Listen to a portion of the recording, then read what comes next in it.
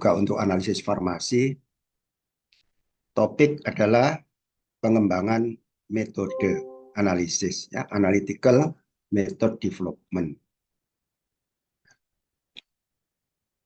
Karena metode yang paling rumit untuk pengembangan metode itu HPLC, maka kita fokuskan pada pengembangan metode itu adalah untuk HPLC. Ya, khususnya juga HPLC fase terbalik. Ini yang paling banyak dipakai nanti. Ya. Untuk kromatografika, spektro, dan sebagainya tidak serumit yang HPLC.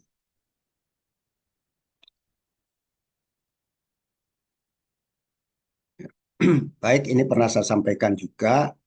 Jadi metode analisis yang sudah kita pelajari ya dari mulai semester 2, semester 3 ya sampai terakhir ini semester 4 itu sebetulnya ada metode yang sudah kita pelajari itu metode standar. Metode yang sudah dipakai, yang sudah resmi, misalnya kompendial ya, metode AOAC dan sebagainya. Suatu ketika pada saat Anda mau melakukan pengujian di laboratorium, itu ternyata metodenya tidak ada yang metode standar. Bahkan metode yang persis pun tidak ada. Mirip-mirip ada. Oleh karena itu kita harus namanya mengembangkan metode namanya. Ya. Termasuk juga nanti kalau itu memodifikasi metode mungkin tidak karena faktor sampel dan sebagainya itu pengembangan metode namanya. Jadi metode development. Yang dikembangkan tuh metodenya. Ya, jangan salah kira. Seringkali orang salah kira. Pengembangan metode ini, pengembangan metode HPLC. HPLC dikembangkan apa lagi? Alatnya sudah ada. Itu pertanyaan. Ya, yang dimaksud di sini adalah pengembangan metodenya. Metode itu isinya adalah kondisinya, kolom yang digunakan, ya. Nanti juga misalnya fluidnya, komposisi fase geraknya, itu yang kita kembangkan. Ditujukan untuk apa? Untuk supaya hasil analisisnya itu bisa terpisah. Kalau peak itu bisa terpisah, baru divalidasi di situ. Jadi namanya itu pengembangannya, pengembangan metode. Sebab arti pengembangan itu menyangkut sesuatu yang baru. Ya, barunya di mana? Metode aslinya tidak ada. Yang Anda kembangkan itulah nanti metode barunya, itu ya. Itu namanya pengembangan. Ya, ada optimasi dalam pengembangan itu nanti ada Anda melakukan optimasi. Baru namanya prevalidasi. Prevalidasi ini paling tidak kita perlu tahu larutan kita itu stabil enggak. Oleh karena itu pada saat sebelum divalidasi kita perlu tahu ini stabil enggak selama 1 hari. Kita suntikan pagi hari, ya jam sekian suntikan, mungkin setengah jam berikutnya, 1 jam berikutnya disuntikkan. Kita lihat areanya, peaknya itu makin menurun enggak. Ada obat yang begitu disuntikkan pagi hari, enggak sampai 1 jam, 2 jam langsung turun areanya, ya. Jadi itu yang karena proses macam-macam mengalami degradasi. Ya. Baru setelah itu divalidasi. Nah, yang melakukan validasi ini adalah R&D, ya, Lab Analytical Development kalau di industri. Kalau Anda kerja di Badan POM, balai-balai besar POM, yang melakukan pengembangan ini adalah BPOM, ya, Pusat Pengembangan Pengujian Obat dan Makanan. Baru yang di daerah-daerah itu mengadopsi itu. Kalau di industri ini ANDEF. Kalau sudah dikembangkan, sudah divalidasi di ANDEF ini bagian R&D ya, itu dipindahkan ke QC. Kalau dipindahkan ke QC berarti orangnya berbeda, alatnya mungkin beda, ya, waktunya juga beda nanti dalam pelaksanaannya. Maka itu namanya transfer metode. Itu, ya. Suatu ketika kalau misalnya formula kita berubah, atau bahan aktif yang kita pakai itu juga berubah, maka perlu dilakukan namanya revalidasi, validasi ulang, ya, seperti itu. Jadi kalau begitu dalam pengembangan metode itu adalah proses, ya, proses yang pemilihan metode dan optimasinya itu tadi yang saya jelaskan. Kapan pengembangan metode dilakukan? Satu, belum ada metode baku untuk metode analit atau campuran analit. Misalnya Anda melakukan skripsi, di dalam sampel Anda itu Anda cari di mana-mana tidak ada yang persis. Ada sih pakai HPLC, tapi sampelnya agak beda, tidak persis. Maka berarti metode itu harus Anda kembangkan. Kembangkan itu ada sesuatu yang baru nanti. Misalnya ya kaitannya dengan kecepatannya, kesederhanaannya, yaitu ada keunggulan-keunggulan. Lebih murah, ya, lebih cepat, itu juga pengembangan. Contoh, Anda pakai HPLC, dirubah ke UHPLC. UHPLC itu Ultra High Performance Liquid Chromatography.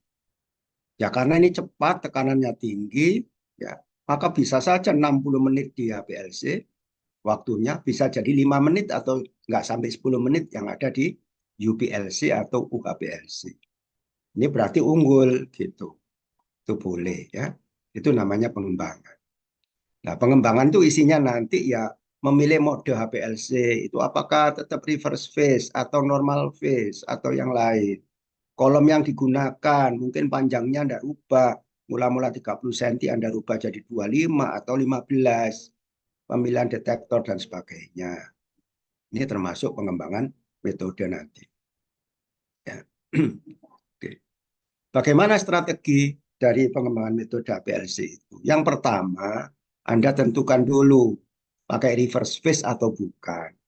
Ya, sebagian besar menggunakan reverse phase, fase terbalik. Ya. Yang kedua, kita harus tahu karakteristik sampel kita. Sampel itu padat, cair, opo suspensi, itu berbeda ya. Tuh. Karena suspensi itu biasanya boros kolom kalau HPLC.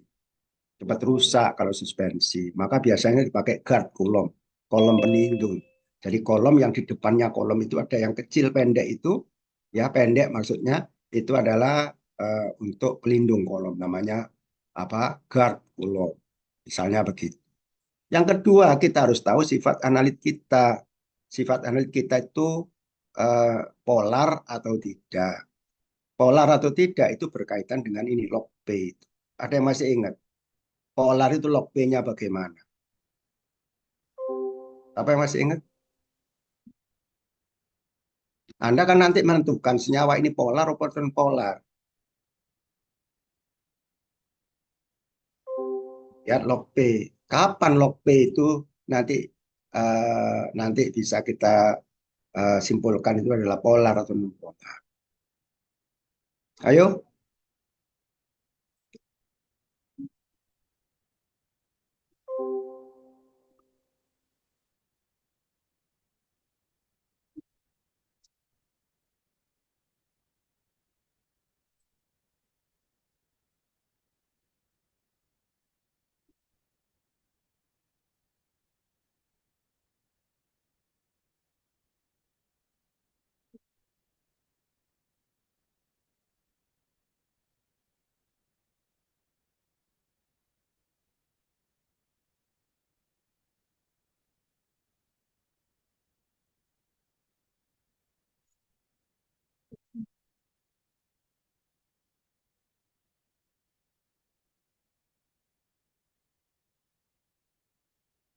nggak ada yang tahu. Log P-nya kecil kalau polar. Kecil itu berapa, Mbak?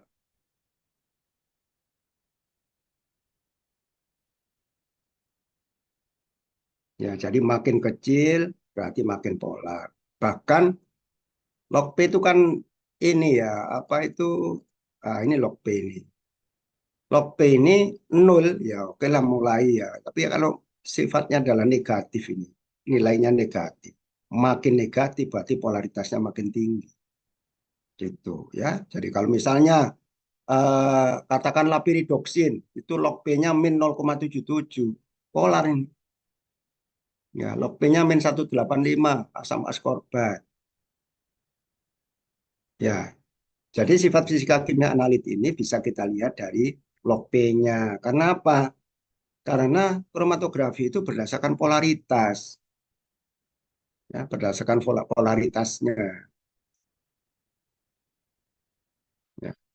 Itu ya.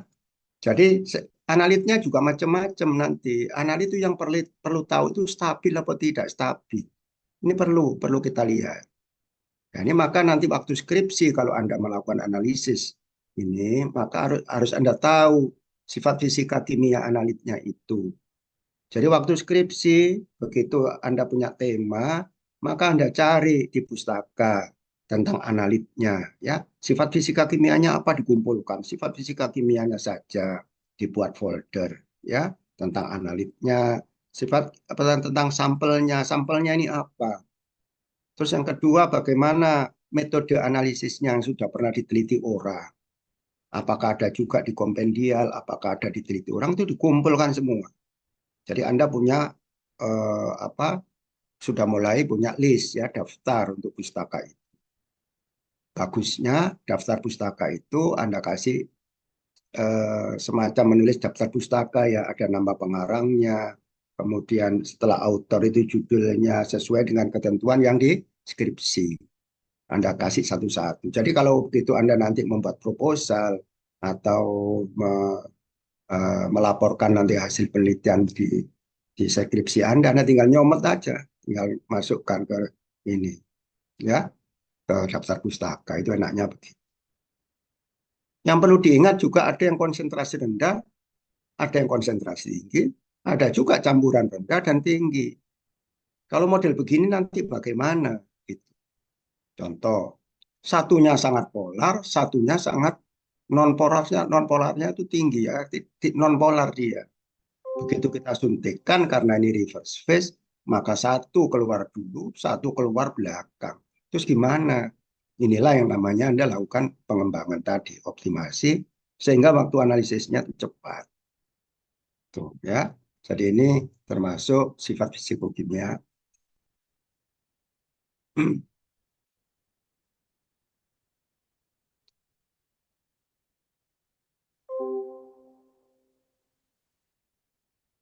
Oke.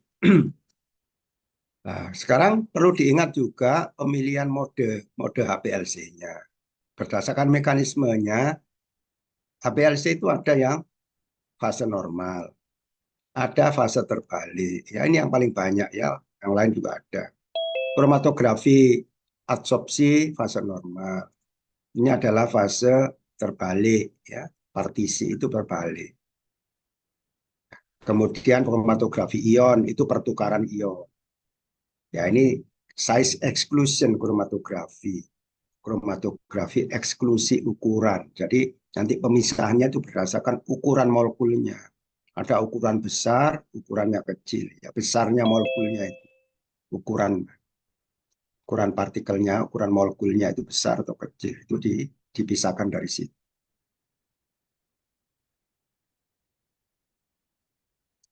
Ayo siapa yang bisa cerita apa itu kromatografi fase normal?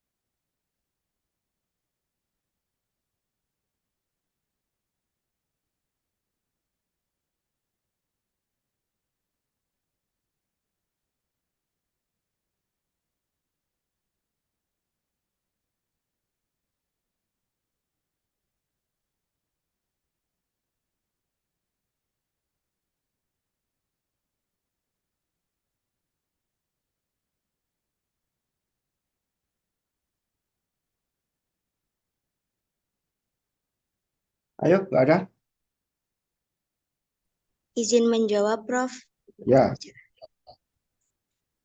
Jadi, menurut saya, untuk kromatografi fase normal ini biasanya adalah metode yang efektif untuk memisahkan memisahkan kelas fosfolipid atau lemak.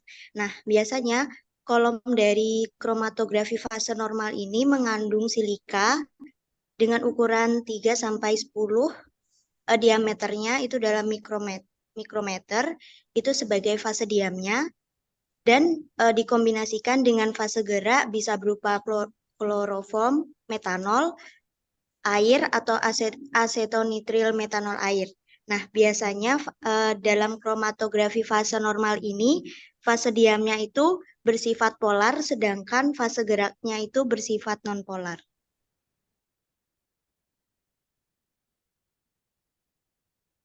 baca di mana itu, Mbak? Nggak salah itu pustakanya. Baca di Science Direct, Pak, Prof. Nah, kok gitu ya? Kok saya kira kok salah ya, uraiannya tidak semua benar itu.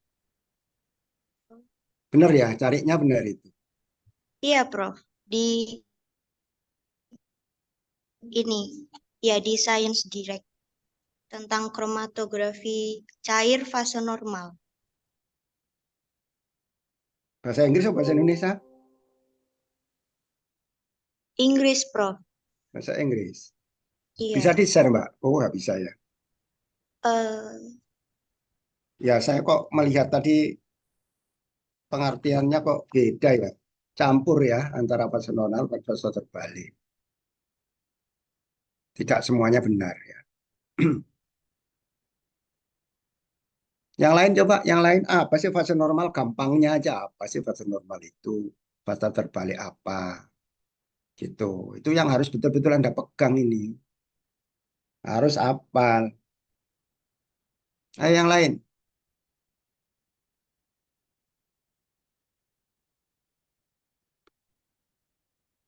Banyak yang off cam juga ya.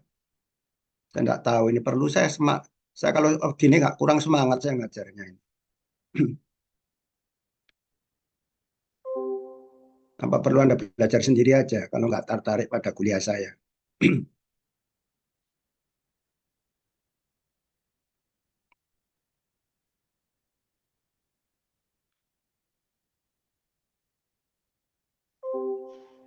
Permisi, Prof.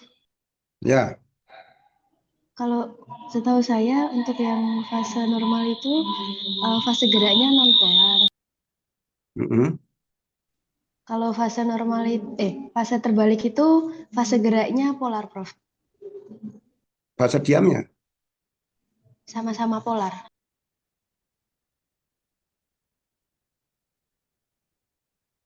Siapa barusan tadi ngomong?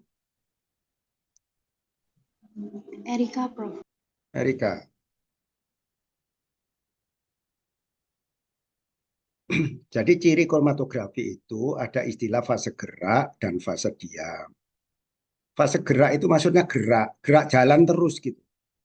Yang jalan tuh kalau berupa cairan waktu Anda kerja praktikum HPLC kan ada cairan yang jalan terus itu, running terus. Dia diisap dari botol itu terus jalan terus kemudian dibuang. Itu fase gerak. Karena cair berarti fase geraknya berupa cair berarti kromatografi cair. Kalau gas kemarin kan fase geraknya berupa gas. Nah, sekarang fase gerak itu cair itu bisa polar atau non polar. Fase diam yang kita gunakan itu bisa polar, non polar. Itu. Kalau fase normal, berarti apa tadi? Fase geraknya sifatnya apa? Dari sisi polaritas. Non polar, Bang. Non polar. Contohnya, Mbak. Non polar ya apa sih contohnya itu? Kloroform. Kloroform. Saya nggak bisa langsung lihat ya siapa yang bicara di sini. Karena nggak semua. Erika lagi tadi. Siapa? Halo? Firly, Prof. Betul ya. Fase geraknya itu non polar. Non polar itu nggak campur air. Arti metanol, apa tadi kloroform. Tapi kloroform sekarang itu sudah dihindari di laboratorium ya, karena berhalogen. Biasanya heksan yang dipakai, heksan, toluen gitu ya. Heksan yang banyak. Betul. Kalau fase normal apa ini fase diamnya? Polar atau non polar? Ayo, Polar, Prof. polar, sakinah. Contohnya apa, Mbak? Kalau polar itu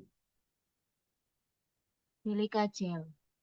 silika, betul ya. Oke, itu fase normal. Cuma fase normal itu jarang sekali dipakai. Mengapa? Satu, karena fase geraknya tadi kan non polar. Nyucinya itu juga sulit ya. Yang kedua itu sangat ini ya, perlu perlakuan khusus, artinya alat yang komponen alat yang khusus pada HPLC. Karena itu fase fase apa yang organik dan non polar itu bisa merusak merusak komponen di instrumennya, termasuk pompa. Kalau pompa setiap saat itu memompa termasuk pelarut-pelarut begitu, itu kalau HPLC biasa kita pakai itu 1 bulan 2 bulan jebol itu, Mbak. Makanya nanti hati-hati, jangan terus setiap HPLC itu langsung diganti ininya ya fase geraknya. Kalau Anda ganti kloroform atau diganti heksan, itu alatnya tidak kuat, nggak tahan. Oleh karena itu ada alat yang khusus dipakai untuk KCKT fase normal. Jadi di industri itu tidak banyak, paling 1 atau 2 yang disediakan untuk fase normal. Karena harus di dalamnya terus tahan pompanya. Nah, yang paling banyak dipakai adalah fase terbalik. Ya, ayo siapa sekarang cerita fase terbalik itu apa?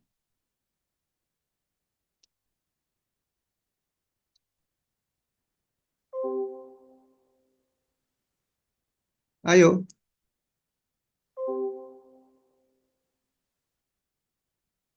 Terus kalau gitu tak tunjuk aja wis supaya cepat. Ya, Anda harus tahu kalau ini, harus tahu. Jadi memang banyak kita belajar HPLC, tapi kayak gini harus tahu. Ya, coba Rosinta, apa itu Mbak? Fase terbalik itu maksudnya fase geraknya bagaimana, fase diamnya bagaimana? Ayo.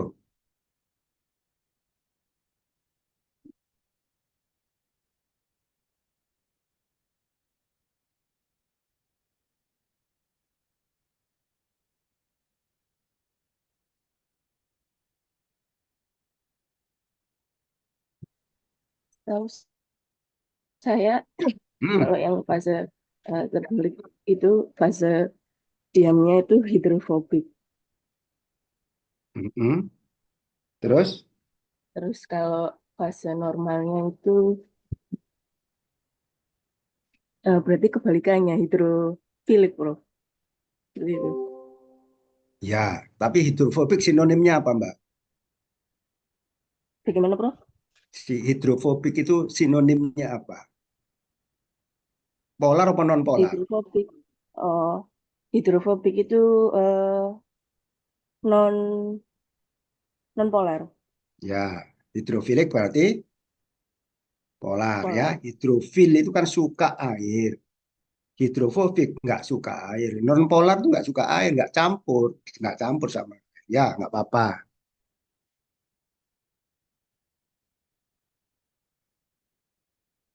Apa fase geraknya untuk reverse phase, untuk fase terbalik? Apa saja?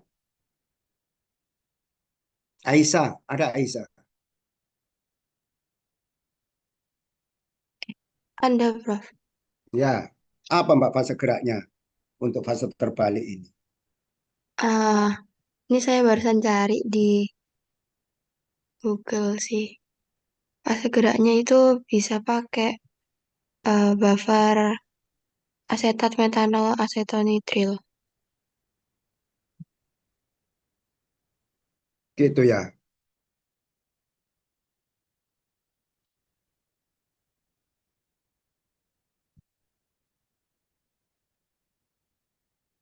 Yang lain, coba gimana? Yang bisa dipakai fase gerak fase terbalik. 1, 2, 3, 4. Ayo, siapa?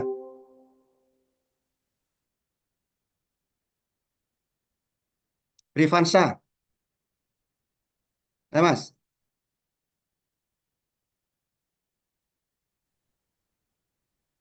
Ini campuran air dengan pelarut polar lain, Prof.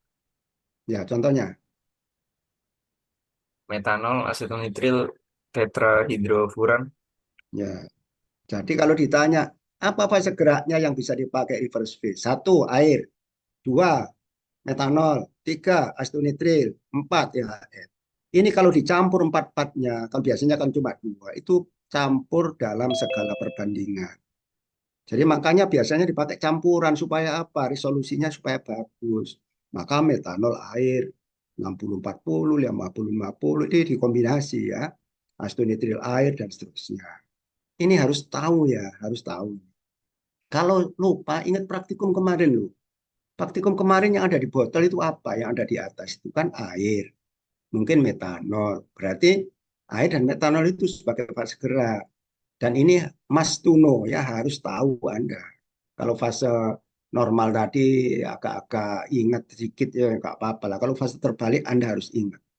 Karena ini yang Anda pakai nanti di industri di mana saja itu nanti kebanyakan ini yang kita gunakan.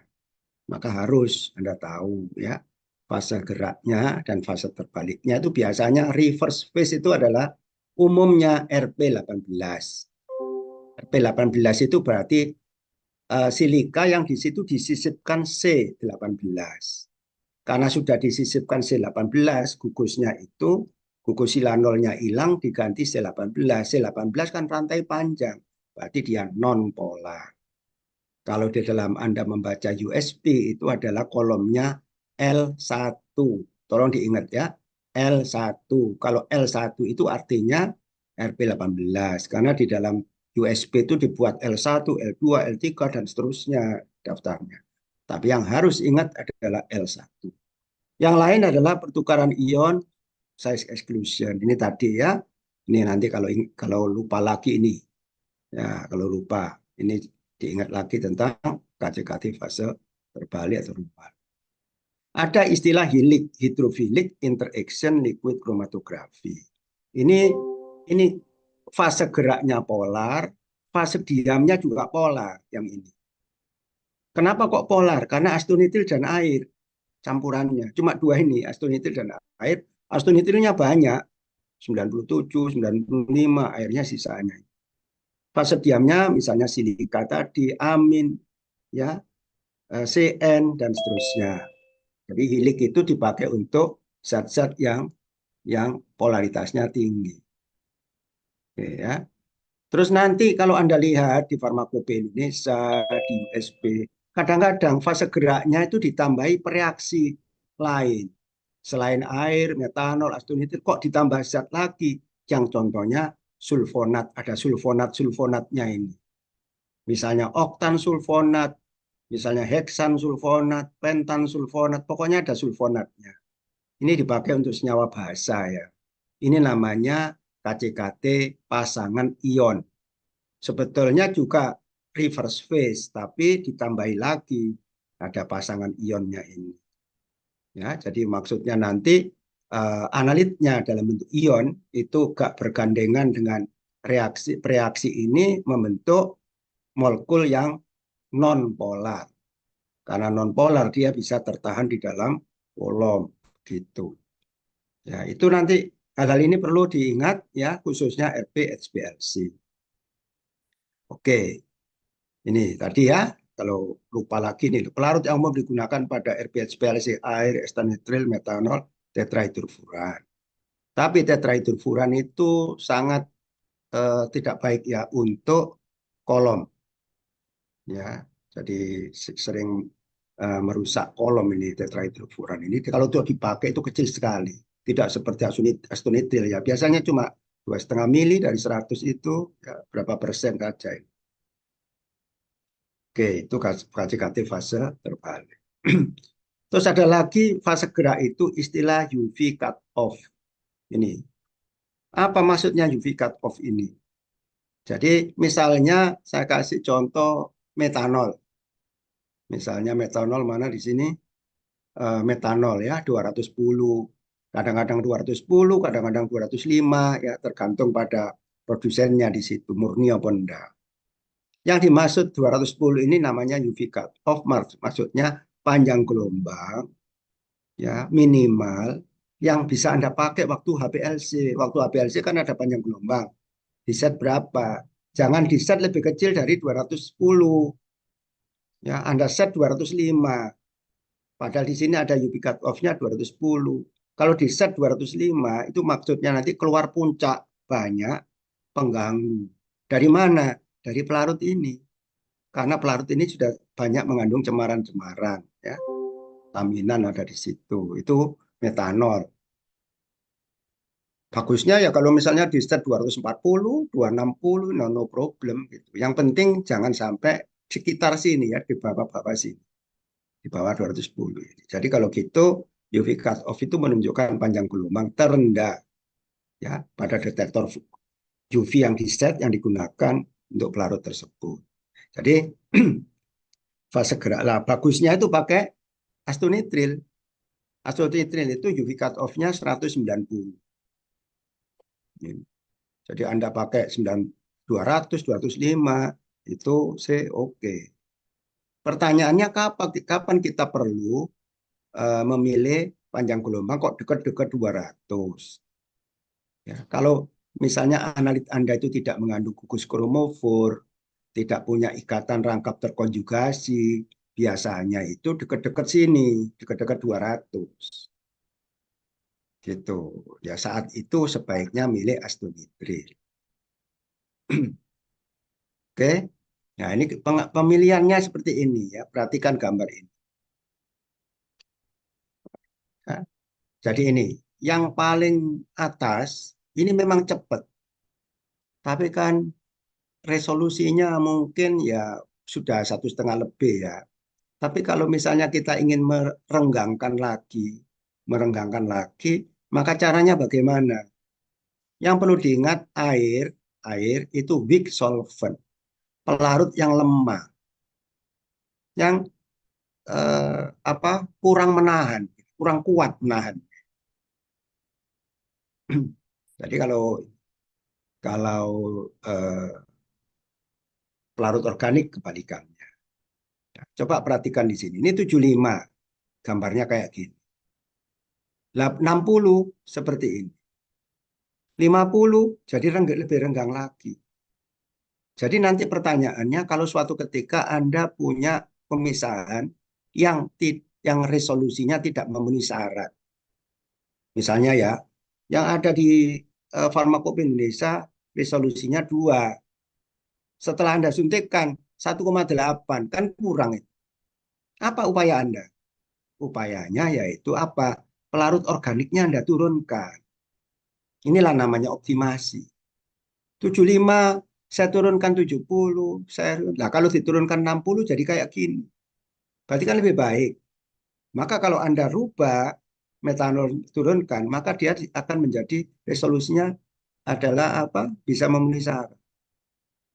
Sebaliknya, kalau terlalu lebar ini waktu analisisnya kan panjang. Ya, maka bagaimana agak supaya dempet dikit, supaya tidak terlalu panjang, tidak terlalu lama waktu analisisnya. Caranya gimana? Metanolnya Anda tambahi. Ya, ini juga begitu. Ya, coba dari nomor 1 ke nomor 2 apa yang perlu diingat? Metanolnya, organiknya diturunkan. Atau karena air ini adalah weak solvent, berarti Anda naikkan. Ya, pilih salah satunya, air dinaikkan atau metanolnya yang organik ini diturunkan. Ini penting, ya. Jadi ini penting. Jadi nanti waktu soal UAS mungkin saya cuplikkan dari farmakope. Ya, menurut farmakope pemisahan antara zat A sama zat B ini sekian. Ya. Ya, kemudian dilakukan percobaan di laboratorium didapatkan resolusinya tidak memenuhi syarat. Manakah di bawah ini yang dapat meningkatkan resolusinya? Ya, ini saya kasih pertanyaan di situ, mana di antara yang betul ya, yang cari aja yang contohnya ya, salah satu yang penting kalau tentang komposisi fase gerak yang organik diturunkan. Itu.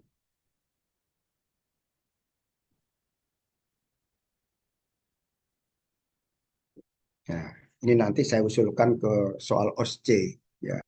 Jadi soal OSC nanti Anda berhadapan Anda adalah analis. Analis membawa data, ininya dempet. Ya, ininya dempet. Sekarang nanti apa yang perlu Anda lakukan? Apa yang perlu Anda tanyakan ke ini kaitannya dengan komposisi fase gerak. Itu.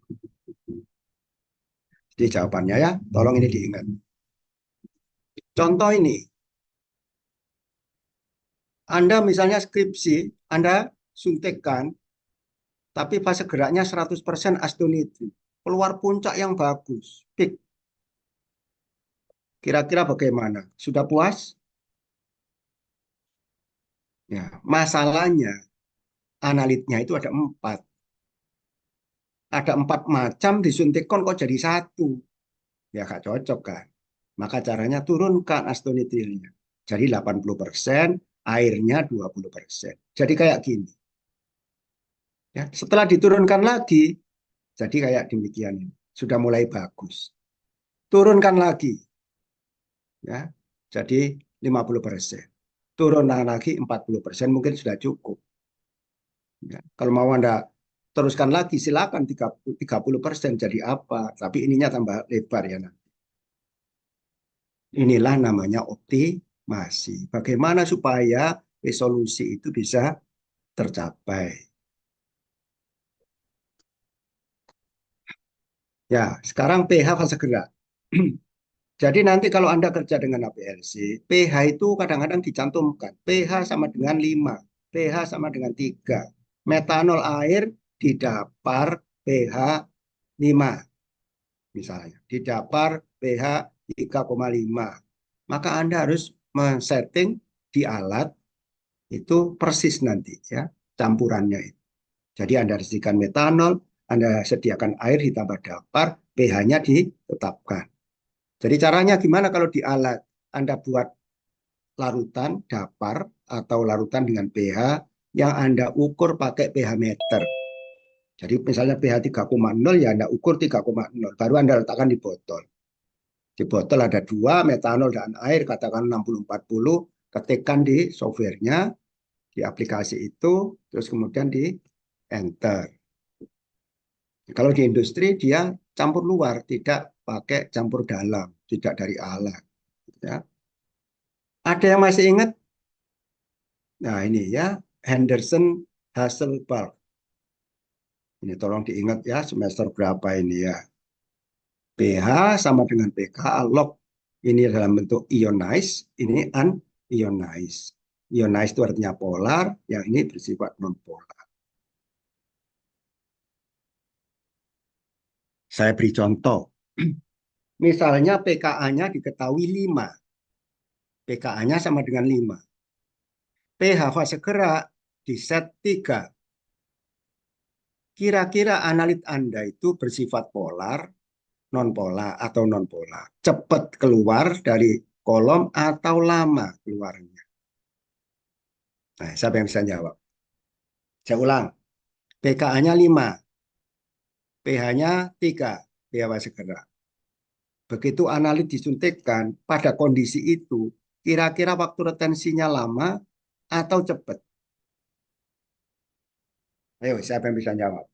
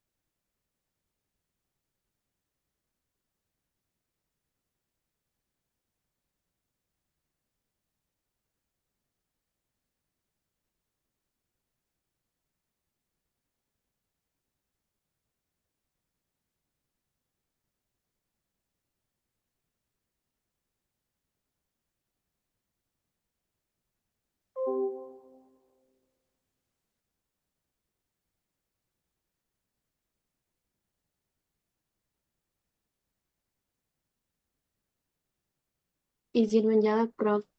Ya, Untuk sifatnya sendiri, dia nanti jadinya non-polar. non polar. Berarti lama ya, atau cepat keluar?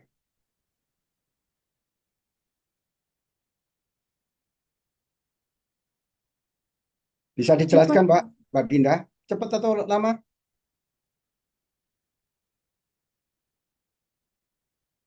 Halo, siapa tadi yang jawab?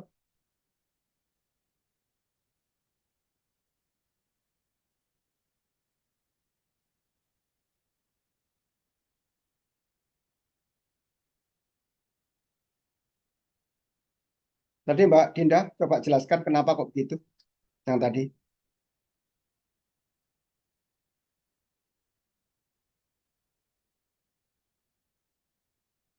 Iya, Prof. Jadi kan tadi kan non-polar, berarti dia nanti akan lebih cepat. Gitu.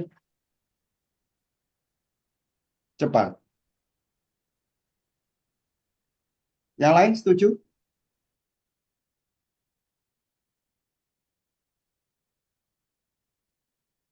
Menurut saya lebih lama. Karena Karena kan dia nonpolar. Kalau fase diamnya nonpolar, berarti dia lebih terikat ke fase diam. Jadi dia lebih lama untuk ya, gitu ya. Baik, Henderson Hasselbalch. Ini 5, di sini 3.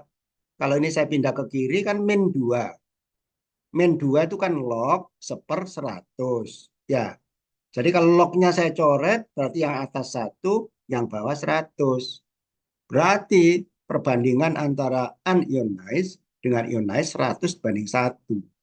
Berarti larutan itu berada dalam bentuk non-polar, unionized. Karena non-polar berarti lama keluar. Jadi nanti kalau misalnya ada 2 puncak yang tidak saling, kalau terpisah, dari resolusinya masih tidak memenuhi syarat, salah satunya pH-nya Anda rubah. Sedemikian rupa supaya nanti satunya mundur, mungkin satunya maju. Sehingga resolusinya memenuhi syarat. Gitu. Jadi bagaimana mengatasi resolusi yang tidak memenuhi syarat? Ya lewat pH, bisa lewat komposisi fase gerak. Gitu, ya. Oke, itu catatan lagi yang penting. Kalau larutan dapar ini, ya kalau Anda misalnya nanti settingnya berubah, ya misalnya kita pH 5,65, satunya pH 5,85, satunya pH 6,5. Hasilnya itu bisa beda, hanya karena pH-nya berubah. Malah ini ekstrim, aninikotin di sini asam salisilat. Pada pH 65, nih pH 5,65, nikotin keluar lebih dulu. Sementara yang pH 6,05 kebalik, asam salisilatnya keluar lebih awal. Pada 5,85 numpuk jadi 1. Jadi waktu skripsi nanti kadang-kadang ada mahasiswa yang terheran-heran, Pak kemarin itu 2 puncak, hari ini kok cuma 1 keluarnya. Gitu. Bingung. Nah, 1 itu keluar karena numpuk. Kenapa kok numpuk? Salah satunya pH-nya tidak sesuai.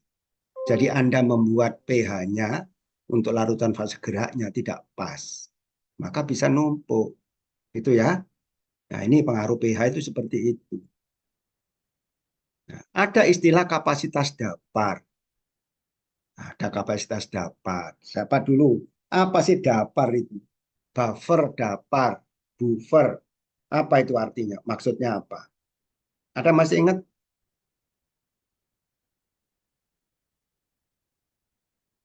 Ya, sejak SMA kita sudah belajar. Apa sih dapar itu? Larutan dapar itu apa?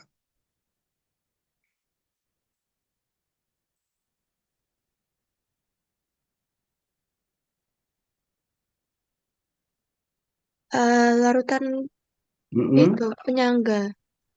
Ya, Jadi sinonimnya apa, Mbak? Lautan penyangga itu kalau tidak salah bisa mempertahankan pH-nya. bisa mempertahankan pH. Ya, contohnya.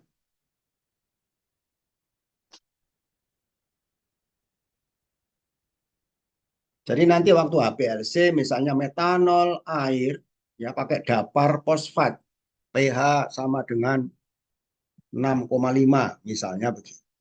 Ya, ada pH-nya di situ. Larutan yang dapat menahan perubahan pH. Maksudnya apa? pH-nya itu tidak berubah jika ditambah sedikit asam atau basa. Biasanya larutan tuh kalau larutan kita tambah asam, pH-nya langsung meloncat. Ya. Tapi larutan ini, misalnya 6,0, saya tambah HCl, satu tetes, tetap masih 6,0. Cek lagi, ya 55,95. Cek lagi. Tapi kalau sudah banyak, ya langsung dia drastis turun. Cuma sedikit berambat. Itu namanya larutan dapar. Apa yang terjadi kalau misalnya dalam HPLC? pH fase geraknya itu berubah-ubah. Apa yang terjadi kira-kira? Kalau pH-nya berubah-ubah. Fase gerak pH-nya berubah-ubah. Kok bisa berubah-ubah? Karena kompompa kita itu mengambilnya itu nggak selalu konstan. Ya. Jadi kalau misalnya fase gerak 60-40, pH 6 tadi misalnya. Tarikan pertama 60 sama 40. Tarikan kedua mungkin 65-35. Tarikan kedua, ketiga mungkin sudah 58, 42, beda-beda. Jadi pH-nya itu berubah-ubah. Kalau pH berubah-ubah, bagaimana? Ya, kembali ke persamaan Henderson-Hasselbalch. Kalau pH-nya berubah, pKa-nya tetap, berarti apa nanti? Komposisi perbandingan antara ionized dan unionized, antara polar non-polar berubah. Kalau itu berubah, berarti apa? Puncaknya, waktunya. Maju mundur, waktu retensinya. Maju mundur. Jadi itu kalau pH-nya berubah. Makanya dikasih dapar. Ya, tugasnya untuk apa? Biar tetap pH-nya, biar waktu retensinya itu tetap. Beda dengan kromatografi gas. Kromatografi gas itu nggak pengaruh pH kan? Jadi kalau Anda kerja dengan kromatografi gas, coba perhatikan. Bedanya itu 3 angka di belakang koma. Banyak kan gitu. Lain dengan HPLC. Ya. Dapar itu di situlah. Kuatnya menahan atau tidak itu disebut kapasitas dapar. Jadi ada yang kuat, ada yang kurang kuat. Itu tergantung namanya kapasitas dapar. Kapasitas dapar itu dari mana? Konsentrasi dari garamnya atau asamnya. Itu. Kalau makin tinggi konsentrasinya, dia makin kuat. Ya, itu namanya kapasitas dapar. Biasanya sebagai dalam fase gerak, kapasitas dapar atau konsentrasi garamnya itu kira-kira di antara 20 milimolar umumnya ya, 10 sampai 20. Ya paling tinggi 50 milimolar. Tapi kebanyakan sih sekitar 10 sampai 25 atau 20 kebanyakan.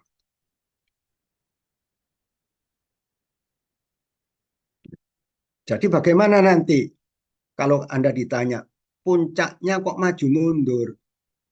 Kadang-kadang waktu retensinya turun, kemudian naik. Dirubah terus begitu ya, maju mundur.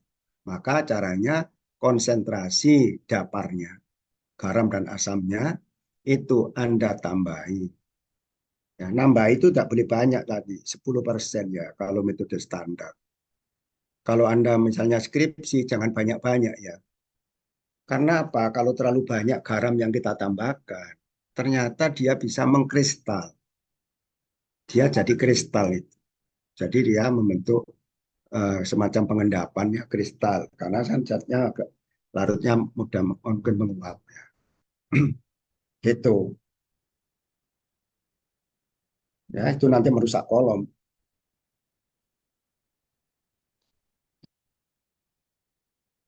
Nah, sekarang siapa yang masih ingat apa itu isokratik?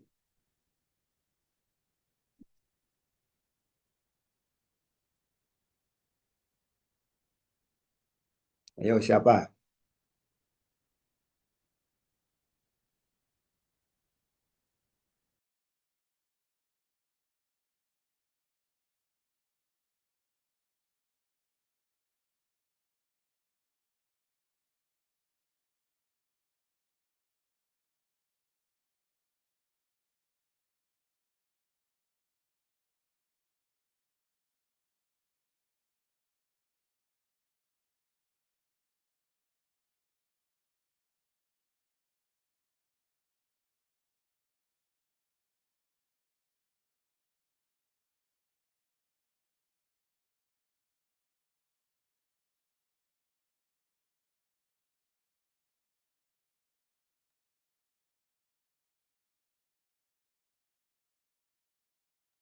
Kembali sini menjawab, Prof.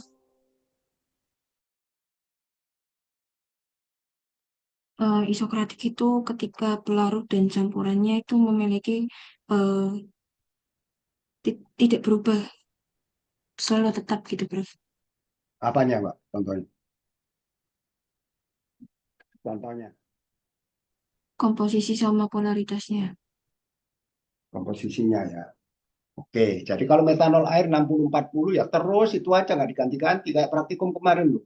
Selama running kan kita nggak ganti-ganti.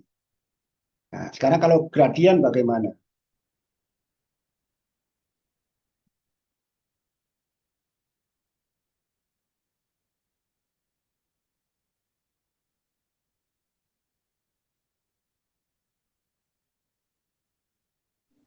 Kalau gradien itu dirubah, Prof. Ya, siapa? Siapa tadi? Erika, Prof. Erika. Gimana, Mbak? Kalau gradien itu dirubah fase geraknya. Contohnya, Misal tadi kan komposisinya 60/40, terus dirubah jadi perbandingannya 50/50 gitu mungkin, Prof. ya. Jadi nanti bentuknya seperti ini loh. Ada yang dirubah-rubah begini. Ada yang lurus, linier, ada konveks, ada konkav, ya. Beda-beda di situ. Seperti ini ya. Ini berubah-ubah ini. Ya, ini ya. Kalau nah, ini ya. Nah, ini. Nanti kalau ada di Farmakope Indonesia ada tabel kayak gini. Jadi nanti kalau saya cuplikkan kayak gini, saya tanya elusi dilakukan secara isokratik kalau ini. Ya salah, karena ada tabelnya. Ini pasti ada yang gradien ini. Isokratik yang ini, gradien yang ini cara menulis yang lama ya. Yang baru itu ini 0, ini 4, 15, 18, 24 gitu aja. Sama 39. Nah, itu namanya gradien.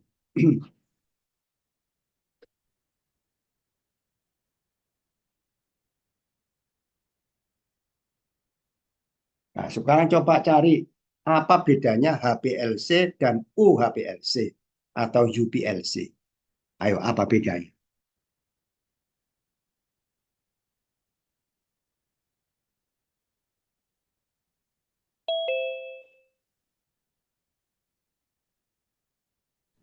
Kalau UPLC mungkin partikelnya lebih kecil, Prof.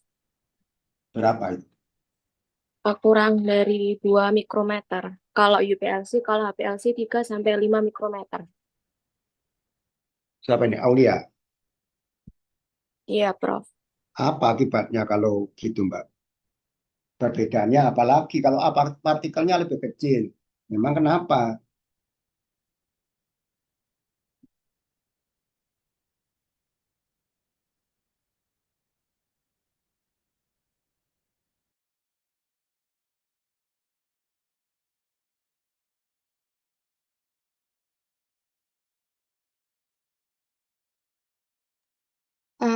Mungkin kalau partikelnya lebih kecil, pemisahannya itu lebih baik, Prof. Jadi yang UHPLC itu uh, resolusinya nanti lebih baik dibandingkan yang HPLC. Karena yang HPLC kan partikelnya dia lebih besar.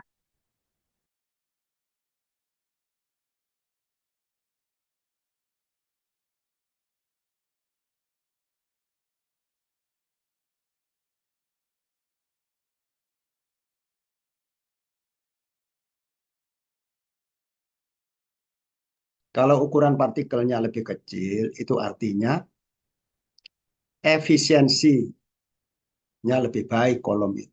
Efisiensi pemisahannya lebih baik. Efisiensi pemisahan lebih baik itu dari sisi apa namanya itu? Ada yang ingat? Apanya yang jauh lebih tinggi kalau dia efisien? Uh, kalau dibilang efisiensi kolomnya bagus. M-nya yang tinggi, Bu. Theoretical plot.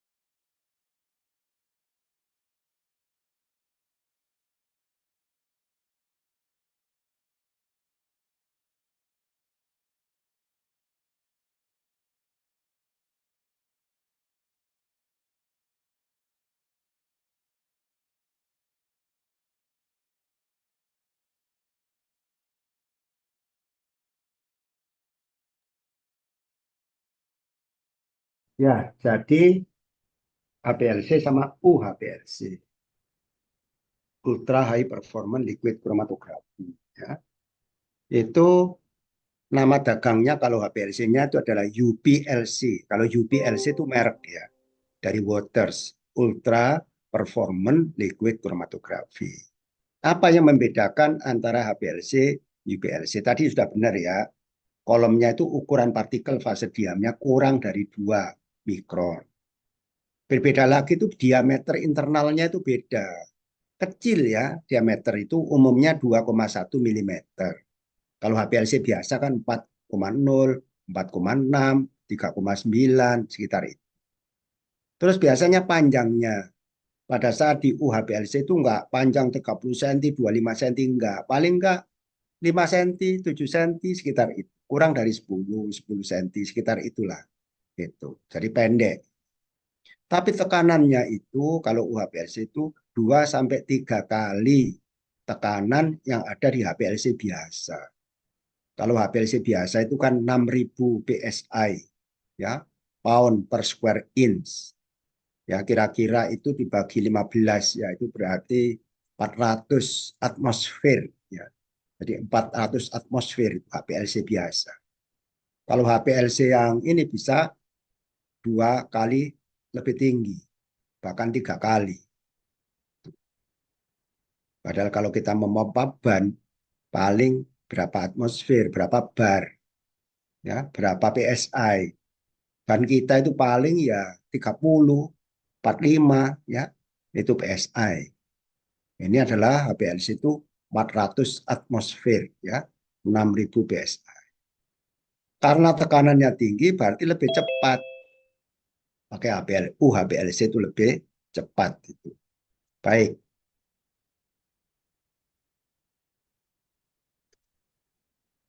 Apa ini dimaksud dengan uji kesesuaian sistem? Coba cerita waktu uji kesesuaian sistemnya tablet paracetamol. Siapa yang bisa bercerita tentang uji kesesuaian sistem tablet paracetamol?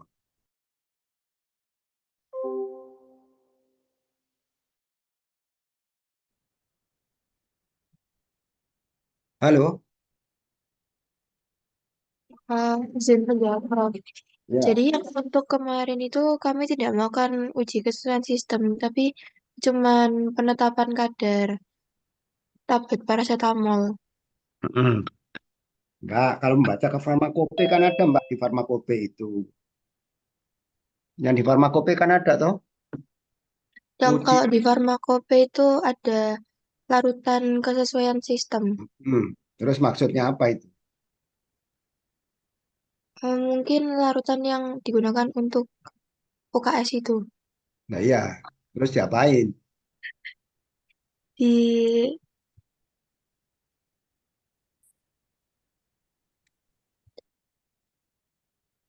Diapain? Apa syaratnya?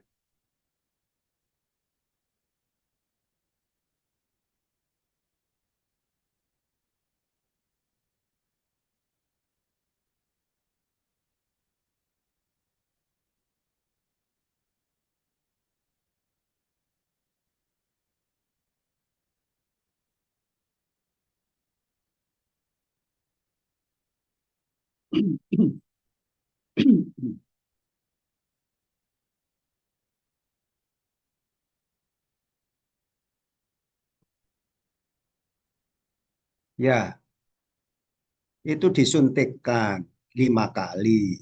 Ya, larutan kesesuaian sistem itu dibuat, disuntikkan 5 kali. 5 kali itu kalau apa? Kalau persyaratan RSD-nya kurang dari 2. Ya, kalau kurang dari 2, maka disuntikkan 5 kali. Nah, sekarang setelah disuntikkan apa syaratnya? Kalau syaratnya resolusi, Anda cari resolusinya. Kalau syaratannya RSD, RSD-nya berapa? Susah sesuai enggak dari yang ada di monografi itu. Kemarin apa persyaratannya? Ada yang masih ingat?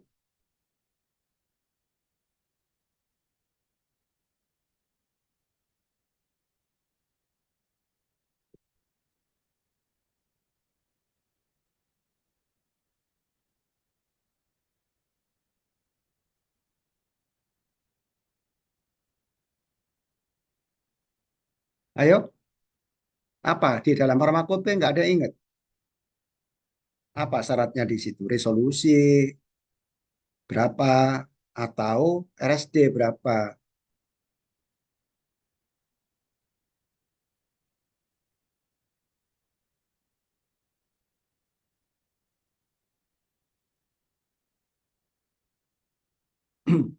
Ya wes ya, nanti dicari. Ya itu aja caranya. Kalau UKS itu harus dilakukan sebelum pengujian. Ya kayak ini contohnya ya. Ada larutan keseluruhan sistem gitu. Nah, ini syaratnya ada itu kurang dari 2 resolusinya antara kafein dan ampicillin. Ya, ini juga ada apa waktu retensi relatif. Apa maksudnya waktu retensi relatif itu? Kalau yang 1,0 ini adalah ampicillin berarti kofeinnya 0,5 dibandingkan 0, kafein dibandingkan ampicillin. Ya. Jadi waktu retensi kafein dibagi waktu retensi ampicillin. Itu ya. Oke. Nah, sekarang kalau kita melakukan verifikasi metode, ada kemungkinan problem. Problemnya tadi resolusinya tidak bagus, ada tailing, ada fronting. Caranya bagaimana? Kita bisa melakukan namanya method adjustment, ya, penyesuaian metode. Dioptimasi sedikit, sedikit dioptimasi supaya hasilnya tetap menjadi bagus. Jadi ini sudah saya tuliskan. Kalau misalnya nanti tailing, apa yang dilakukan?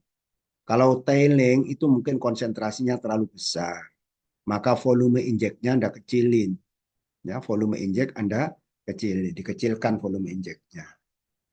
Gitu. Ya. Kalau tailing atau fronting atau dilarutkan dalam fase geraknya. Nanti dibaca ya. Ini tidak terpisah sempurna. Tadi mungkin komposisi fase geraknya kita rubah, pH-nya kita rubah, kita gunakan kolom yang lebih baik kualitasnya. Nah ini eh, sekarang metode adjustment. Jadi metode adjustment itu kalau kita menggunakan metode dari farmakope, boleh kita rubah. Tapi merubahnya itu ada batasnya ini. Ya, pH boleh dirubah plus minus 0,2. Konsentrasi garam pada dapar boleh plus minus 10%. Tadi kapasitas dapar tadi 10%. Komposisi fase gerak. Komposisi fase gerak itu caranya gini ya. Misalnya 50-50. 50-50 itu kan sama ini ya. Minor yang kecil ya, anggap aja ini air 50. Maka caranya 50 ini boleh berubah maksimum 30%. Tetapi tidak boleh melebihi 10% absolut. 10% absolut itu 10% dikalikan 100 ya. Ini kan absolutnya 100. Jadi tidak boleh melebihi 10. Tadi dikatakan 50 boleh berubah 30%. Kalau 30% kan 15. Tapi kan tidak boleh melebihi 10, berarti boleh berubahnya cuma 10. Berarti air ini boleh berubah menjadi 60, boleh berubah menjadi 40 maksimum. Kalau 55 ya tidak apa-apa, 60 maksimum. Kalau dia jadi 60, metanolnya 40. Kalau airnya jadi 40, air metanolnya jadi berapa tadi? Kalau ini 40, 60. Gitu. Ya, itu ya. Sekarang saya kasih soal. Kalau sekarang metanol air 60-40, boleh berubah berapa? Ya, 60-40. Coba dihitung sebentar.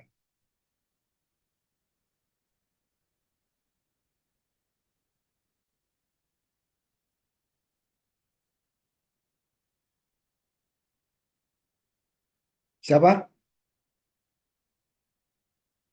Ayo.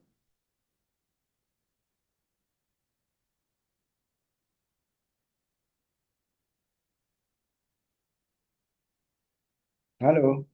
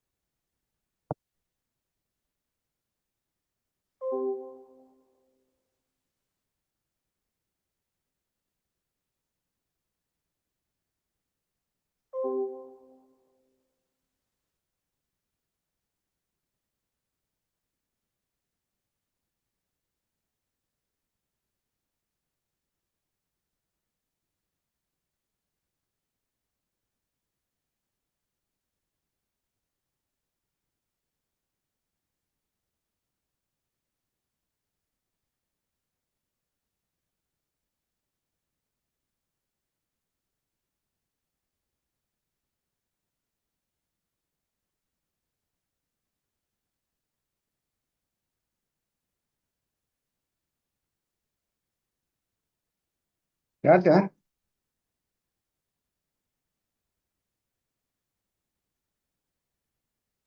Mohon maaf, masih kurang paham, Prof. Kurang paham. Lagi saya ulang ya. 50-50 metanol air. Tadi loh yang saya katakan, kita kan perlu supaya resolusinya lebih baik. Berarti kan ini kan kita rubah-rubah. Ya, kan gitu maksudnya. Perubahannya itu boleh berapa? Kalau lewat rentang itu kita nggak boleh disebut verifikasi, tapi disebut validasi. Kalau validasi itu banyak parameter validasi yang perlu kita lakukan. 50-50, ambil yang minor. Kebetulan kok sama 50. Maka 50 ini. 50 ini boleh berubah maksimum 30%. Ya. Kalau berubah 30% kan 30/100 kali 50 kan 15. Kan gitu, boleh berubah 15. Syaratnya tidak boleh melebihi 10% absolut. 10% absolut kan 10. 10/100 kali 100 ini 100 ini. Jadi boleh 15 tapi tidak boleh melebihi 10. Berarti boleh berubahnya cuma 10. Berarti 50 itu boleh berubah 10 jadi berapa? 60 kalau ditambah. Maka metanolnya dari 40, 60. 50 boleh berubah jadi 40 karena dikurangi 10. Berarti metanolnya 60. Berarti kita boleh merubah 55, 45 boleh, 60, 40 boleh. Ya, 45, 55 boleh. 40, 60 juga boleh. Gitu. Jelas belum? Nah, sekarang bagaimana kalau ini saya ganti 60, 40. Berubahnya boleh berapa? Saya coba Boleh ini. Siapa tadi yang lagi? Rifan saya. Ya, Mas. Ini kalau salah mohon dikoreksi ya, Prof. Tadi kan saya hitung 60 kali 30/100. Itu dapat 18%. Nah, itu lebih dari 10% absolut. Jadi, pakainya yang 10% itu 100 kali 10% dapatnya 10, jadi boleh 70/30 atau 50/40. 50 berapa? 50 ya. Benar ya? Ya. Ya, tapi tolong patokannya yang minor ya, Mas. Jangan 60. Patokannya yang 40 ya. Oh, oh iya, Ya, baik, Bro. pegangannya yang 40. Sekarang saya rubah lagi 70 80 20 coba sekarang. 80 20. Ayo siapa? Cepat.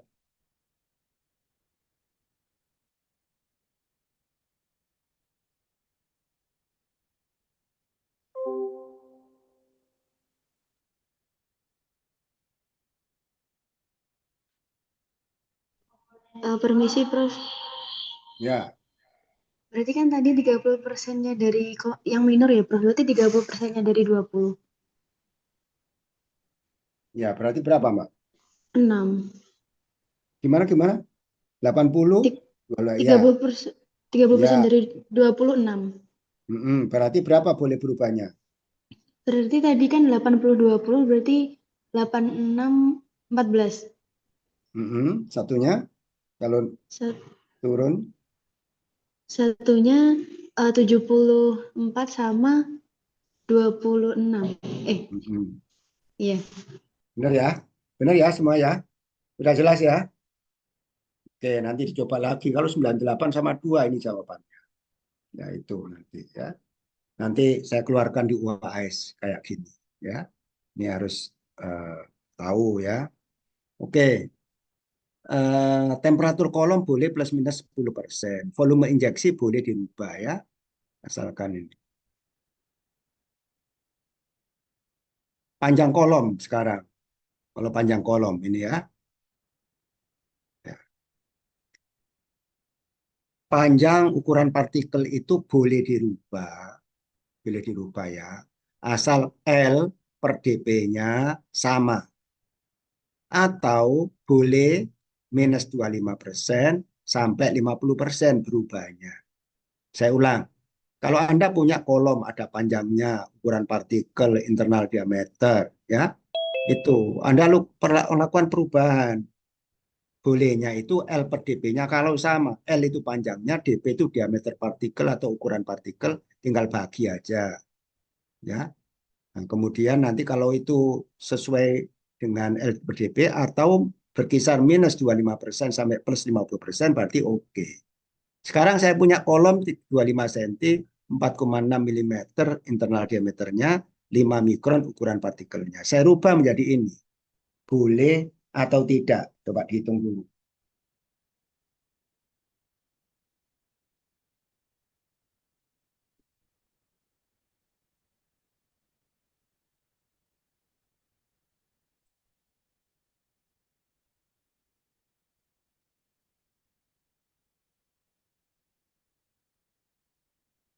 Ayo siapa?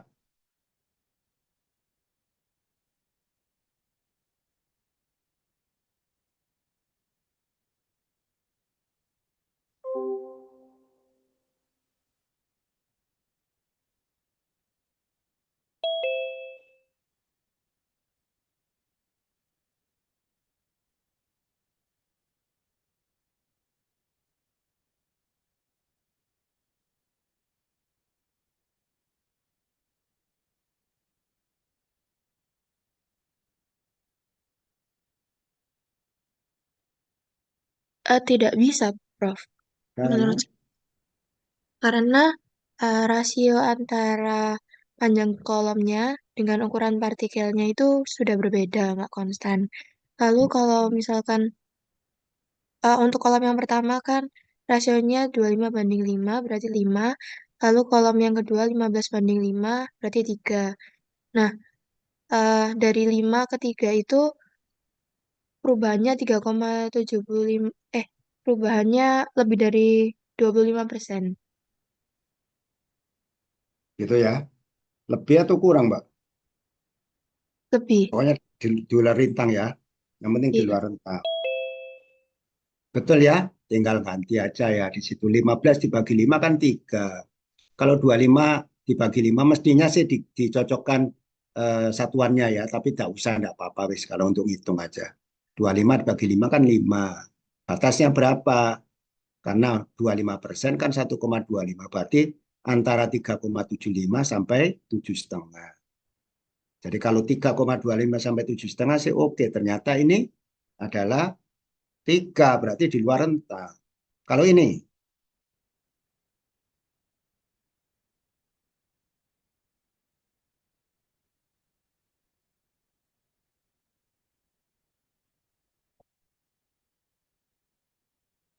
Boleh, Prof. boleh. Karena Karena rasionya tetap 25 bagi 5, 5, 15 bagi 3, 5. Rasionya tetap. Jadi masih ada di rentang rasionya juga. ada pertanyaan untuk ini? Tidak ada ya? Oke, ya ini juga nanti perlu diingat. Ya, saya rubah-rubah di antara perubahan ini mana yang masih memenuhi syarat. Kasusnya begini, Anda kerja di laboratorium. Menurut Farmakop Indonesia tersedia 25, 46, 5 mikron. Di laboratorium tidak ada yang persis itu. Apa Anda nggak kerja? Ya, nggak menguji. Ya, Anda ganti kolomnya boleh, asal apa tadi? L per dB-nya sesuai dengan persyaratan tadi. Boleh dirubah. Itu masih masuk kategori adjustment. Ya, saya kira itu sama ya. Untuk kalau internal diameter ada rumusnya. Kalau internal diameter itu kaitannya dengan flow. Flow-nya berubah nanti. Ya itu diameter partikel timur kolom. Kalau nanti ini campuran biner ya, contohnya tadi ada lagi campuran terner. Terner itu pokoknya kalau 3 gini yang kecil ini jadikan pegangan, boleh dirubah-rubah yang lebih kecil, tapi jangan 70, yang 25 ini. Anda rubah-rubah, boleh ya. Ada lagi yang kuaterner. Ya, kalau laju alir itu 10% bolehnya. pH-nya 0,2 tadi ya. Panjang gelombang sebetulnya tidak bisa dilakukan perubahan, no permitted. ya, no adjustment permitted itu. Kalau 280 ya bilang aja 280 sudah langsung, nggak usah dirubah-rubah. Volume injek boleh dirubah asalkan presisi akurasinya masih terpenuhi. Ini kalau gradien, dulu gradien nggak boleh dirubah dulu. Sekarang boleh dirubah. Ya. Asalkan L per dP-nya sesuai, laju alirannya disesuaikan. Ya. Terus ada tabelnya seperti ini. Ini ya. Jadi kalau misalnya kolomnya Anda rubah dari 150 menjadi 100. Ini rubah dari 2,1. Berarti pakai UPLC. Sekiranya itu partikelnya sih masih 3. Tidak apa-apa berarti ya. Bukan. Tuh, baru ini nanti dihitung. Flow rate-nya itu dihitung tadi. Dari ini. Cara perhitungannya itu. Baru dimasukkan itu boleh. Kalau untuk adjustment. Ya, itu dulu. Mungkin ada pertanyaan sebelum saya tanya.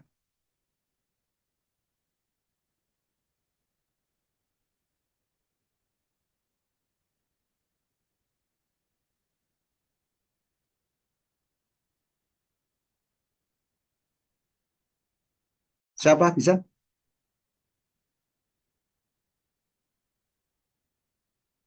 Izin menjawab, Prof. Ya, Jawabannya A, waktu retensi analitnya semakin cepat. kok bisa? Karena kan di sini si air itu kan tadi yang kita ingat weak ya, dia lemah. Terus dia di situ dikurangin, berarti dia bakal semakin fast. Tapi justru pemisahannya itu semakin kecil gitu. Tapi waktu retensinya itu bakal lebih cepat. Ya, betul ya. Tadi ya, kan metanolnya dulu tadi diturunkan, airnya dinaikkan. Sekarang airnya dikurangi malah. Ya, metanolnya dinaikkan. Oke, jawabnya A.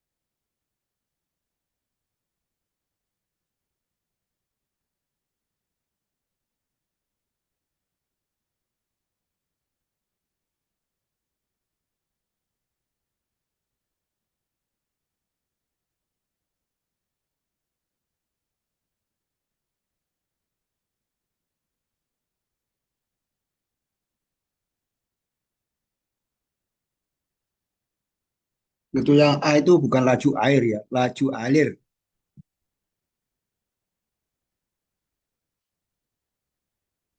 Ayo, siapa?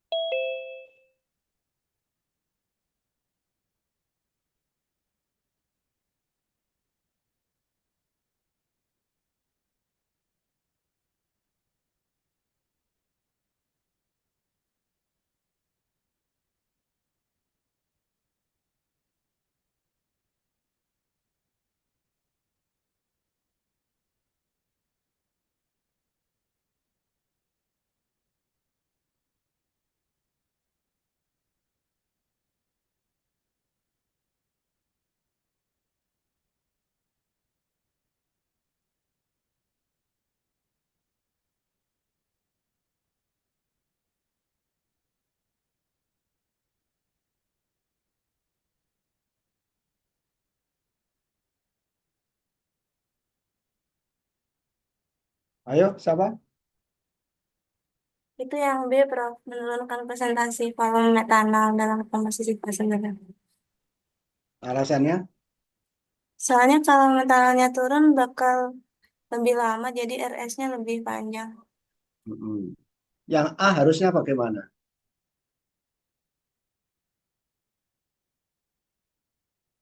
Yang A salah harusnya.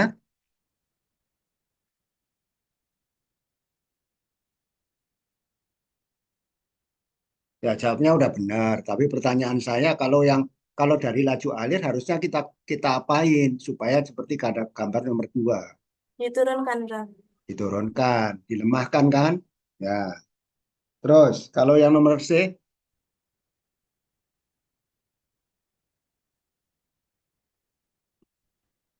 yang C harus diapain?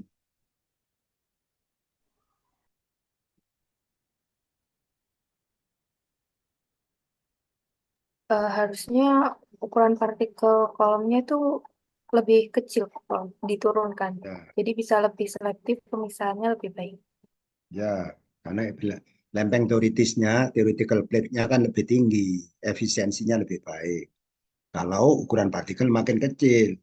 Terus yang D mengganti kolom yang lebih pendek, harusnya Harusnya kolomnya lebih panjang, bro. lebih panjang supaya TR-nya ini ya, TR-nya lebih tinggi sehingga dia bisa terpisah karena kalau TR-nya tinggi itu bilangan teoritisnya juga lempeng teoritis lebih baik. Kapasitas dapat dinaikkan harusnya.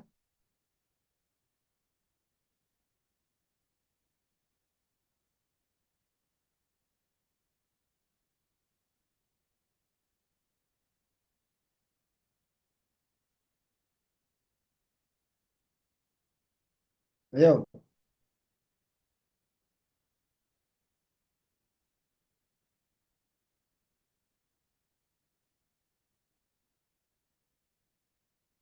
ya, kapasitas dapat dinaikkan tadi, dinaikkan turunkan apa pengaruhnya?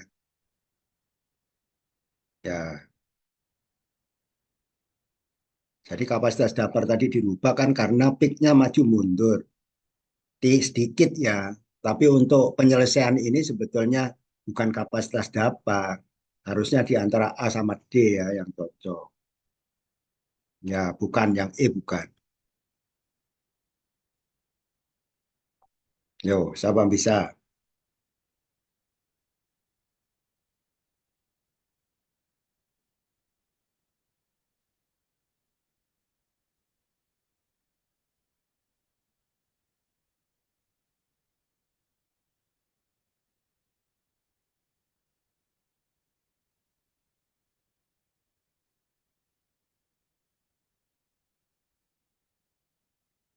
Cari rumusnya apa itu N.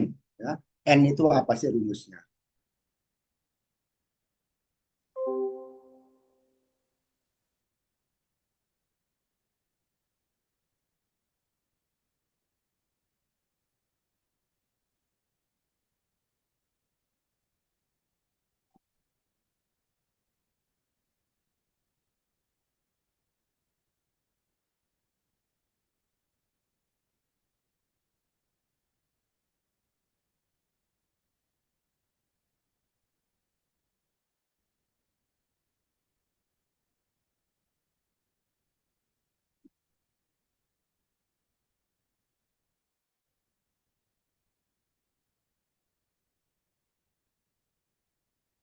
Ayo, siapa yang bisa?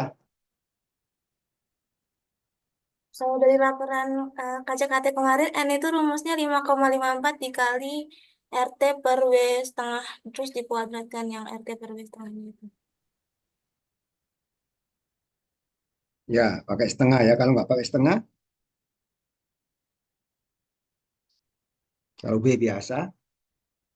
Dua kalinya berarti. 16 dikali TR per W kuadrat. Ya, itu ya.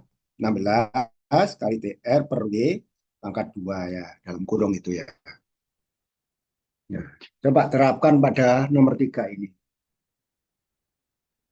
Yang A, Prof. Hmm? Yang Yang A.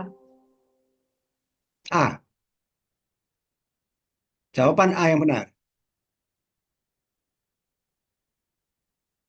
Betul ya?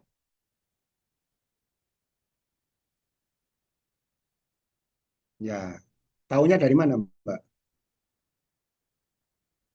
eh, lempeng teoritis itu kan menyatakan efisiensi kolom ya, Prof. Kalau misalkan nilainya lebih besar, itu kan berarti efisiensi kolomnya lebih baik. Nah, kalau efisiensi kolomnya lebih Hmm, baik, itu harusnya pemisahannya lebih baik. Dan yang A ini pemisahannya lebih baik daripada yang B. ya, ya. Juga kalau dilihat dari rumus tadi 16 TR per W. TR-nya kan sama waktu retensinya. Sekarang W-nya. W yang nomor B yang atas itu ya, yang gambar B itu kan lebar, Mbak. W-nya kan lebar, besar dibandingkan yang A. Yang A kan ramping, W-nya kecil. W itu kan berbanding terbalik dengan N kan. Tapi dengan ulasan tadi, dengan jawaban tadi juga benar ya. Jawabnya adalah yang apa berarti? Yang A ya. Iya, Prof.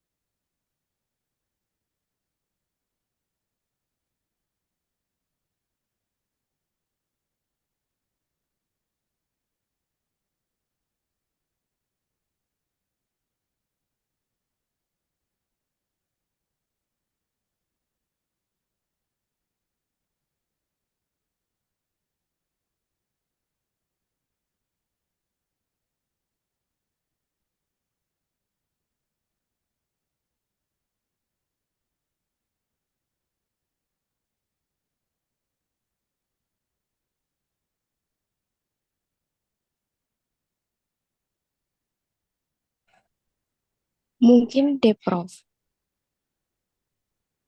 Jumlah mol analit yang terion sama jumlah bentuk yang tak terionnya sama jumlahnya. Kok mungkin, Mbak? Kenapa kok mungkin? Udah dihitung.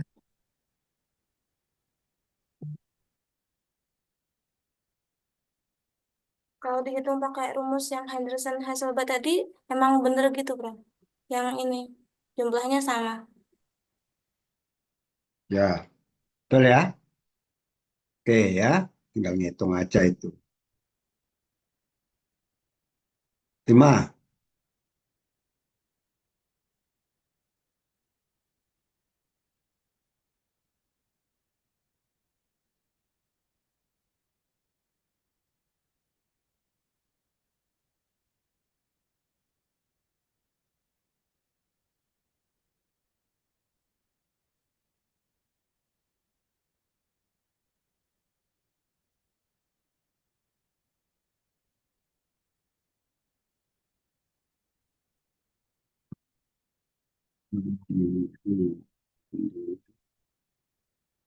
Ini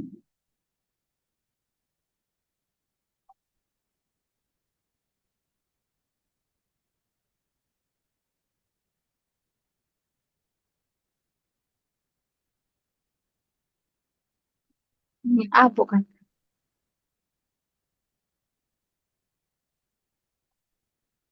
Nah, Mbak, Yang natrium heksasulfon. kok tahu? Karena untuk pasangan ion biasanya yang ada sulfon dan asid. Ya, betul ya. Yang A. Tapi hati-hati nanti kalau analitnya berupa asam, yang betul adalah D ya, TBA ya biasanya tetrabutil amonium. Tetrabutil amonium, tetrabutil amin itu yang dipakai. Alkil amin yang dipakai.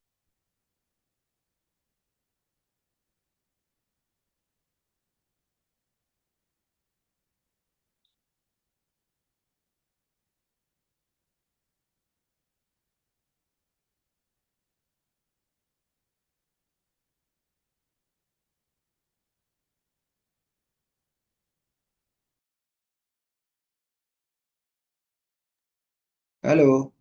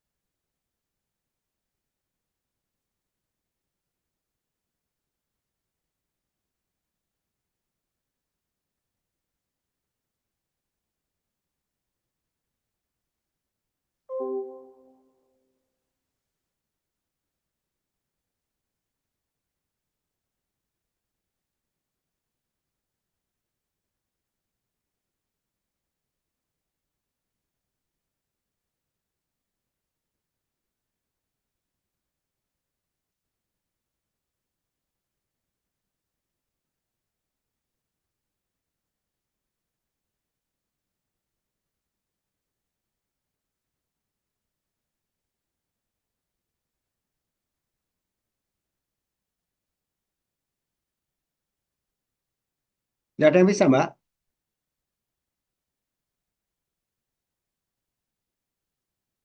Yang A, B sama C itu benar, Prof. Terus yang D sama E saya masih ragu. Yang dicari yang mana itu? Yang nggak berpengaruh. Yang Nggak salah berarti. berpengaruh.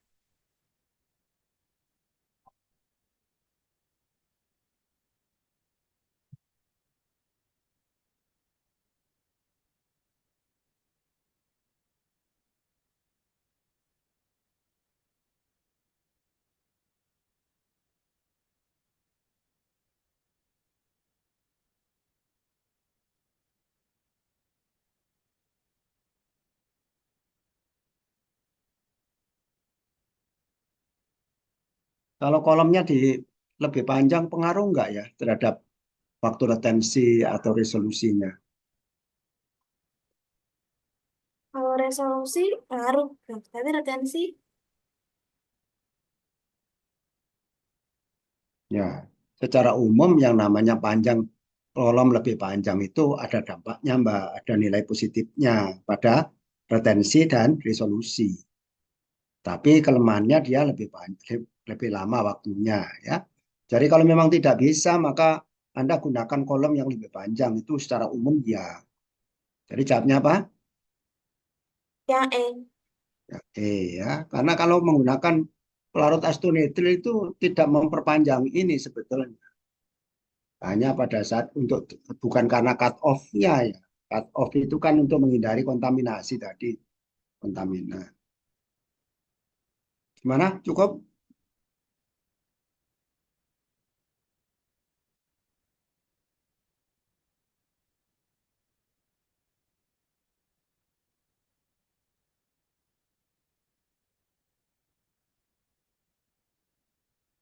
Tujuh. Ayo.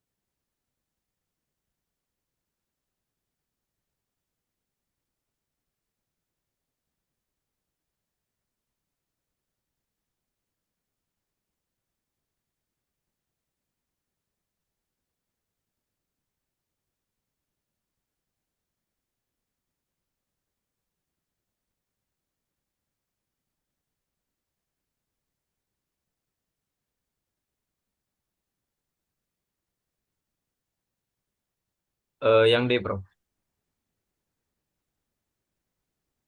Yang lain setuju? Siapa tadi, Mas Rifansa? Ya. Coba, yang lain setuju nggak? Jadi nanti kalau Anda mendapatkan sampel kayak gini, analitnya, O-nya, OH cukup banyak. Jadi kalau sudah banyak O begini, ini mudah membentuk kompleks ya.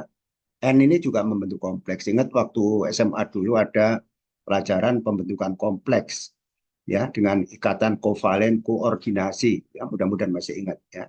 Jadi ada dua elektron tidak berpasangan sama logam dia membentuk kompleks. Nah, kalau pada HPLC ini analitnya tuh seperti ini. Analit yang banyak OH-nya, banyak ada N-nya ini mudah membentuk kompleks. Ada NN ini. Maka kalau nanti silika yang kita pakai itu tidak murni, silika tidak murni, maka di dalam silika itu ada ion-ion logam yang bisa menangkap ini. Akibatnya ion-ion tadi juga berikatan dengan ini, membentuk kompleks. Maka timbul puncak-puncak di depan itu banyak ya, kecil-kecil. Dan puncak utamanya langsung menurun. Areanya kecil. Jadi begitu kita suntikkan tetrasiklin ini ke dalam kolom biasa, maka dia nanti puncaknya jadi kecil. Dikira konsentrasinya kurang besar. Padahal sebagian itu sudah berinteraksi ya dengan ion-ion logam. Maka caranya bagaimana supaya kompleks itu tidak terbentuk? Biasanya biasanya ya fase geraknya itu ditambahi EDTA. Jadi kalau nanti ada kerja kok fase geraknya kok ada etilen diamin tetraestat EDTA eta, maka itu tujuannya membentuk apa itu menghalangi kompleks itu. Cara lain sekarang ini sudah muncul kolom yang ready for use ya. Artinya di situ RP18 NCAP. NCAP itu residu silanolnya rendah dan dia silikanya murni. Maka ini yang diharapkan. Jadi jawabnya itu adalah yang B. Ya, ini kolomnya memang mahal jadinya. Karena untuk mengatasi molekul-molekul yang banyak mengandung ikatan gugus yang bisa membentuk kompleks. Gitu. Ada yang bisa nomor 9? Aduh sayang ini ya. Ntar dulu.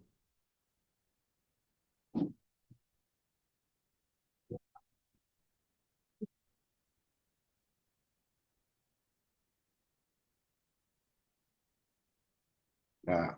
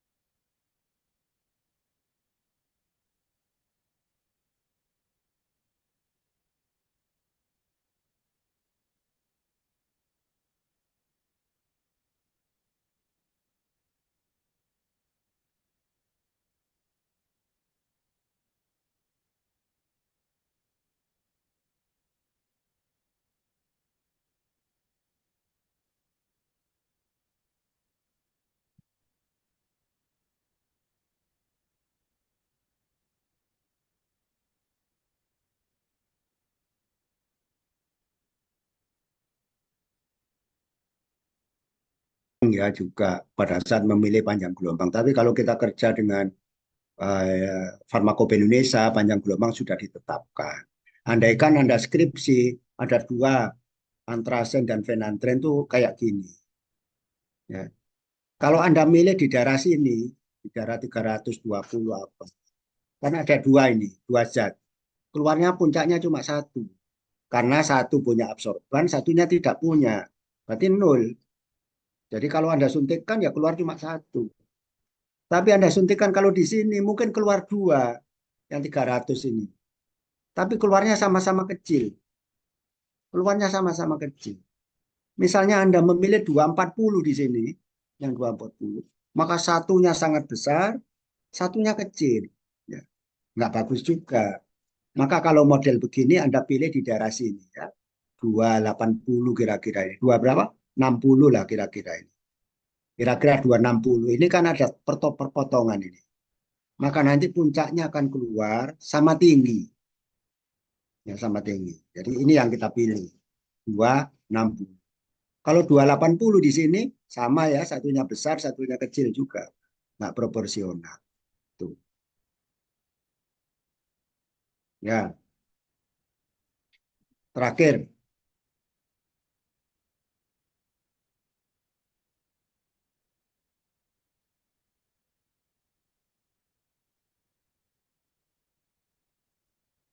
Terakhir coba.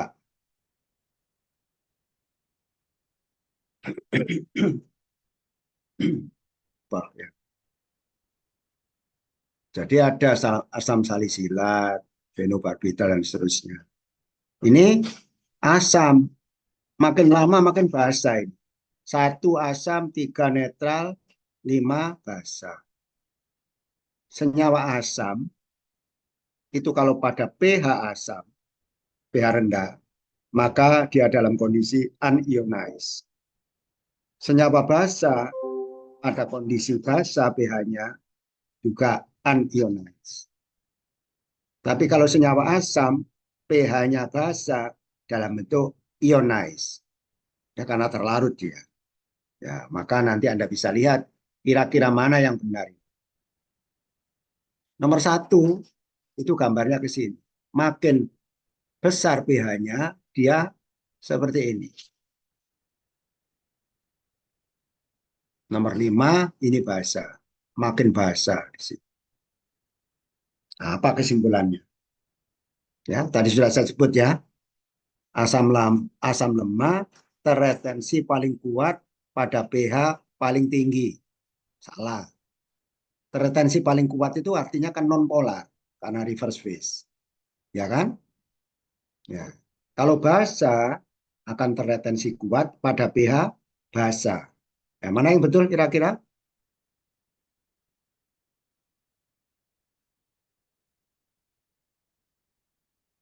Ayo, Yang C. Yang C. Retensi senyawa netral tidak dipengaruhi oleh pH fase gerak. Iya. Netral kan enggak, asam basa enggak ada pengaruhnya. Kalau non-ionik, senyawa non-ionik ya, non-polar. Jadi enggak ada pengaruhnya dengan pH. Karena itu kalau Anda pakai HPLC, pH-nya fase gerak kok enggak diapa-apain, enggak dirubah, enggak di-set pH-nya.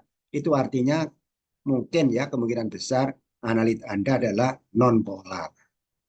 Terus senyawa non-polar enggak perlu diatur pH. Kapan itu senyawanya nggak punya pKa? Ya, senyawa asam basa itu kalau dia punya Ka atau pKa, maka dengan mengatur pH maka akan berubah polaritasnya. Udah, sebelum saya tutup, ada pertanyaan enggak? Ya, kira-kira itu ya. Jadi yang sudah kita pelajari adalah tentang HPLC di akhir semester ini. Nanti untuk UAS. Yang kedua validasi metode. Yang ketiga adalah pengembangan metode. Ya, soalnya nggak banyak-banyak sekali ya. Paling mungkin 30-an ya tiga-tiganya itu. Ya, jadi nanti metode adjustment mungkin ada beberapa ya yang saya pilih karena itu yang penting. Lah ini soal tadi termasuk agak berat ya. Tapi tidak apa-apa, tidak perlu tahu. Ya, perubahan tadi berdasarkan L per dp, komposisi fase gerak itu penting. Ya, itu diingat tadi. Baik, saya kira cukup. Ya, saya akhiri. Terima kasih. Assalamualaikum warahmatullahi wabarakatuh. Waalaikumsalam.